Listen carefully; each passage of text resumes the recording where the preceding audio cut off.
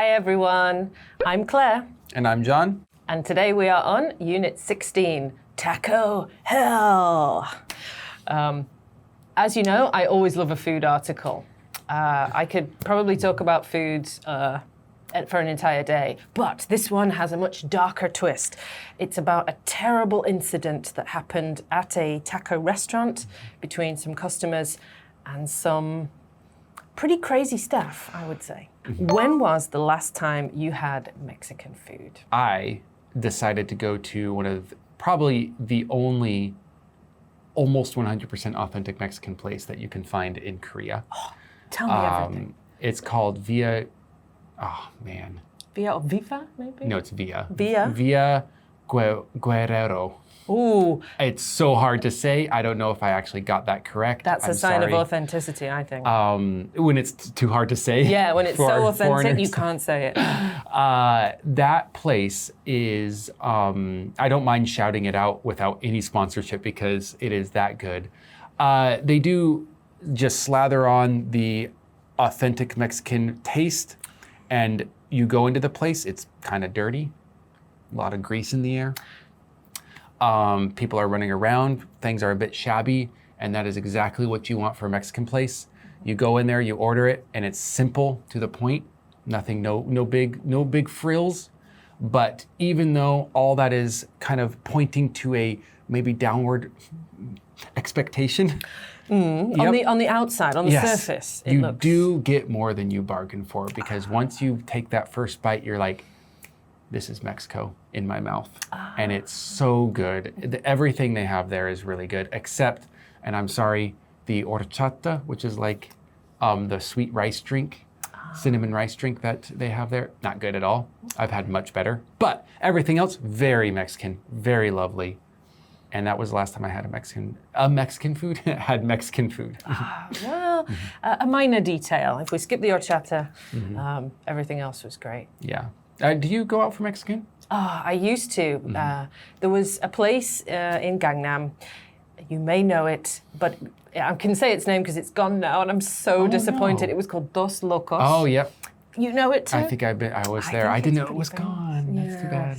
And I think it was run by a couple, and I didn't... Two crazy couples? Dos locos. Yes, two crazies.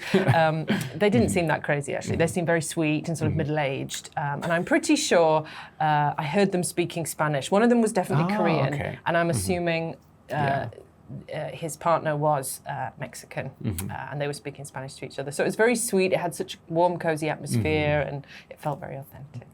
Did it taste authentic? I've never been to Mexico, or indeed, I know many people who've been to, what was that article we were talking about? San Diego, which is right on the border with Mexico. They would know the authentic taste, but I've never been there either. Have you? Do you know the authentic taste? I mean, as authentic as an American can get, because there's a lot of Mexican immigrants where I was living, and they would make, of course, as close to their version of food as possible, and you would go to those restaurants and just enjoy it. However, none of them were fast food restaurants. Do you guys and do you have a favorite fast food restaurant? Does it include things like the sort Kimbap Jjanguk? Well, yeah, Kimbap Jjanguk, or I was thinking of the Korean Chinese style restaurants where you get just jampong and jjajangmyeon and maybe some fried rice, and that's pretty much your only options. It's very quick, it's very... Is that fast food? See, in my book, that would be called casual dining. And that's the only reason I would separate that is because in America, those Chinese restaurants are separated into casual dining. But Panda Express, that's a fast food place, and that is Chinese food. So you know what? For the sake of argument, it's considered. Because if it's considered, then that would be my favorite. I absolutely love Korean Chinese food and the Western style Chinese food as well. I just like food. There is nothing bad about food at all. I could talk about it. I could eat it. I could dream about it every single day. What's your favorite fast food restaurant? Right now, it's a fast food restaurant that I don't have. It's the ones that I miss. And so many people, if they watch this in America, they're going to be very disappointed at me because the two restaurants that I really want to eat at fast food are Arby's and Wendy's. Now, Arby's gets a lot of hate in America. I don't know why. It's delicious. It's meat, cheese, and bread. There's nothing not to like. And Wendy's, of course, has the best combination of a junior bacon cheeseburger, Frosty, and fries. And I miss them. Frosty is a milkshake? It's a type of milkshake, yeah.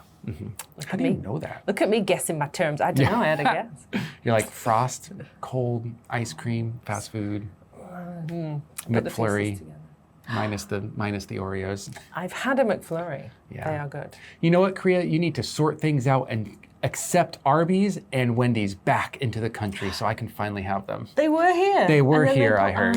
Yeah, and then they get out because I think they came too soon. Oh, I see. Yeah. Well, with the success of Shake Shack, that was the most recent American franchise, so maybe they might follow suit. Scratch that. Just accept Five Guys and I'm happy. You told me about Five Guys before. I know none of these places. Yeah, come to Korea. Claire wants to try you. Let's take a closer look at this shocking fast food experience in the article. Taco Hell.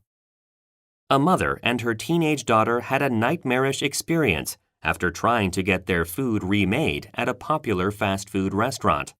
The staff got angry, and the manager finally threw boiling hot water on the two. This resulted in severe burns and psychological trauma. Staff at the restaurant laughed at the customer's pain, but the chain's owners probably aren't finding it funny. The victims are suing, and a famous lawyer is representing them.